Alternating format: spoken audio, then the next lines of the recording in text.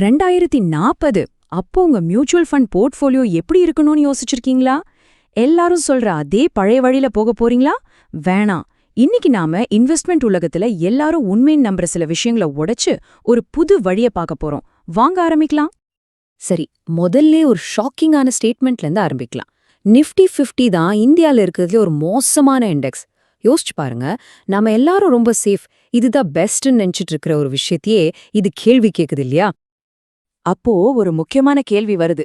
இந்தியாவோட most popular இண்டெக்ஸே சரியான பதில் இல்லன்னா அடுத்த 15 வருஷத்துக்கு உண்மையிலே ஜெயிக்கிற மாதிரி ஒரு போர்ட்ஃபோலியோவை நாம எப்படிதான் உருவாக்குறது? இதுக்கான பதில் நாம வழக்கமா யோசிக்கிற விஷயங்களை தாண்டி போறதுல தான் இருக்கு. அந்த பதில் தீமாட்டிக் ஃபண்டுகளோட சக்தி தான். ஓகே, தீமாட்டிக் ஃபண்டுனா என்ன? கொஞ்சம் குழப்பமா இருக்கா? ரொம்ப சிம்பிள். இது ஐடி, பேங்கிங்னு ஒரே ஒரு செக்டார்ல மட்டும் முதலீடு பண்ணாம ஒரு பெரிய ஐடியாவோட, ஒரு தீமோட சம்பந்தப்பட்ட பல செக்டார்கள்ல முதலீடு பண்ணும். உதாரணத்துக்கு கன்சம்ஷன், அதாவது நுகர்வு, இல்லனா ஹெல்த் கேர், இல்லனா மேனுஃபேக்சரிங், இந்த மாதிரி பெரிய தீம்களே எடுத்துக்கலாம். இப்ப இந்த டேபிள பாருங்க. தீமேட்டிக் ஃபண்டுக்கும் செக்டோரல் ஃபண்டுக்கும் இருக்கிற வித்தியாசம் தெளிவா புரியும். தீமேட்டிக் ஃபண்ட்களோட ஸ்கோப் ரொம்ப பெருசு, 50லேருந்து 100 ஸ்டாக்ஸ் வரைக்கும் இருக்கும். ஆனா செக்டோரல் ஃபண்ட் ரொம்ப குறுகலானது. இதுல என்ன பெரிய விஷயம்னா, ஒருவேளை ஐடி செக்டர் டவுன் ஆச்சுன்னா அந்த செக்டோரல் ஃபண்ட் பெரிய அடி வாங்கும். ஆனா ஒரு தீமேட்டிக் ஃபண்ட் பல செக்டர்கள்ல பரவி இருக்கிறதால அந்த ரிஸ்க் கம்மி ஆகுது. இந்த பேசிக் அண்டர்ஸ்டாண்டிங்கோட வாங்க நாம எல்லாரும் உண்மைன்னு நம்பிட்டு இருக்கிற சில இன்வெஸ்ட்மெண்ட் கட்டுக்கதைகளை உடைக்கலாம். நிறைய போர்ட்ஃபோலியோக்கள் எஃப்எம்சிஜி, அதாவது நம்ம சோப்பு, ஷாம்பூ விற்கிற கம்பெனிங்க மேலதான் கட்டப்பட்டிருக்கு. இது ஒரு நிரந்தரமான பாதுகாப்பான முதலீடுங்கிறது ஒரு பெரிய நம்பிக்கை. ஆனா எஃப்எம்சிஜி கம்பெனிகளோட பொற்காலம் எல்லாம் முடிஞ்சு போச்சு. காரணம் ரொம்ப சிம்பிள். அன்னைக்கு ஒரு பொருளை விற்க கடை வேணும். ஆனா இன்னைக்கு நம்ம கையில இருக்கிற மொபைல் போதும். அன்னைக்கு அம்மா சொல்றத வாங்கணும், இன்னைக்கு இன்ஸ்டாகிராம் இன்ஃப்ளூயன்சர்ஸ் சொல்றத கேட்குறோம். டூத்பேஸ்ட் மாதிரி பொருட்கள் ஏற்கனவே 98% வீடுகளுக்கு போயிடுச்சு.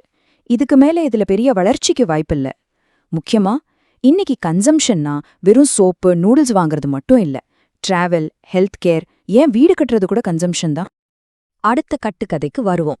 இந்தியாவோட வளர்ச்சிக்கு பெஞ்ச்மார்க்கா நம்ம பார்க்குற நிஃப்டி 50, அது உண்மையிலேயே இந்திய பொருளாதாரத்தை சரியா ரெப்ரசென்ட் பண்ணுதா? இங்கதான் முக்கியமான விஷயமே இருக்கு. நிஃப்டி 50 இந்திய பொருளாதாரத்தோட ஒரு சின்ன பகுதியை மட்டும்தான் காட்டுது. யோசிச்சு பாருங்களேன், அதுல 35% வெறும் பேங்கிங் மற்றும் ஃபைனான்ஸ்ல தான் இருக்கு. ரியல் எஸ்டேட், புதுசா வர டெக் கம்பெனிங்க மாதிரி முக்கியமான செக்டோர்களே அதுல இல்ல.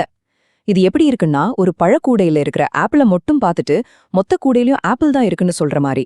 உண்மையில நிஃப்டி 500 தான் இந்திய பொருளாதாரத்தோட உண்மையான பரந்த முகத்தை காட்டுது. சரி, இப்போ இந்த கட்டுக்கதைகளையெல்லாம் உழைச்சாச்சு. அப்போ ஜெயிக்கிறதுக்கு என்ன வழி? அதுக்கு ஒரு கான்ட்ராரியன் ஸ்ட்ராட்டஜி இருக்கு. இதுக்கு பேரு நெல்லிக்காய் ஸ்ட்ராட்டஜி. வாங்க அது என்னன்னு பார்க்கலாம். குலாப் ஜாமுன் மாதிரி சில தீம்ஸ் இப்போ பார்க்க நல்ல ரிட்டர்ன்ஸ் கொடுத்து ரொம்ப பாப்புலரா இருக்கும். ஆனா லாங் டேர்ம்ல அது ஆரோக்கியம் இல்லாததா இருக்கலாம். ஆனா நெல்லிக்காய் மாதிரி சில தீம்ஸ் இப்போ கசப்பா, சவாலா தெரியலாம். ஆனா அதுதான் நீண்ட காலத்துல உடம்புக்கு நல்லது, அதாவது போர்ட்ஃபோலியோக்கு அதிக மதிப்பை கொடுக்கும். சிம்பிளா சொல்லணும்னா, இன்னைக்கு டேஸ்டா இருக்கிறது தேடாதீங்க, நாளைக்கு ஹெல்த்தியா இருக்கிறது தேடுங்க. இது வெறும் பேச்சில்ல, இதுக்கு ஒரு சிம்பிளான டேட்டா அடிப்படையிலான டெஸ்ட் இருக்கு. ஒரு தீமோட 30 வருஷ சராசரி ரிட்டர்ன்ஸை பாருங்க, அதை கடந்த 10 வருஷ பெர்ஃபார்மன்ஸோட ஒப்பிடுங்க. ஒருவேளை 10 வருஷ ரிட்டர்ன்ஸ் ரொம்ப அதிகமா இருந்தா அதுதான் குலாப் ஜாமுன், அதை அவாய்ட் பண்ணிடுங்க. ஒருவேளை ரிட்டர்ன்ஸ் ரொம்ப கம்மியா இருந்தா அதுதான் நெல்லிக்காய். அங்கேதான் நீங்க உங்க ரிசர்ச்சை ஆரம்பிக்கணும். சரி, இதுவரைக்கும் நாம பார்த்த எல்லா பிரின்சிபிள்ஸையும் ஒன்னா சேர்த்து 2040க்கு ஒரு உறுதியான போர்ட்ஃபோலியோவை எப்படி உருவாக்குறது? இதோ அதுக்கான ஒரு ஆக்ஷன் பிளான். முதல்ல 50% ஃப்ளெக்ஸி கேப் ஃபண்ட்ஸ்ல.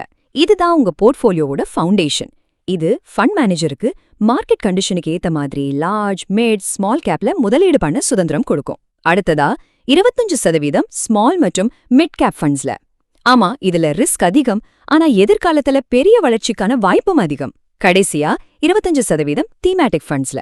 இங்கதான் நம்ம பேசின அந்த நெல்லிக்காய் தீம்ஸை தேடி முதலீடு பண்ணணும். இந்த பேலன்ஸ் தான் ஸ்திரத்தன்மையும் வளர்ச்சியும் ஒரே நேரத்துல கொடுக்கும். கடைசியா நீங்க உங்களே கேட்டுக்க வேண்டிய ஒரு கேள்வி, நீங்க ரொம்ப பாதுகாப்பானதுன்னு நினைக்கிற முதலீடுகள் உங்களோட உண்மையான நீண்டகால வளர்ச்சியை தடுத்து நிறுத்திட்டு இருக்கா? ஒருவேளை உங்க நிதி எதிர்காலத்துக்கு பாதுகாப்புனா என்னங்கிறத மறுபரிசீலனை செய்ய வேண்டிய நேரம் இதுவா இருக்கலாம்.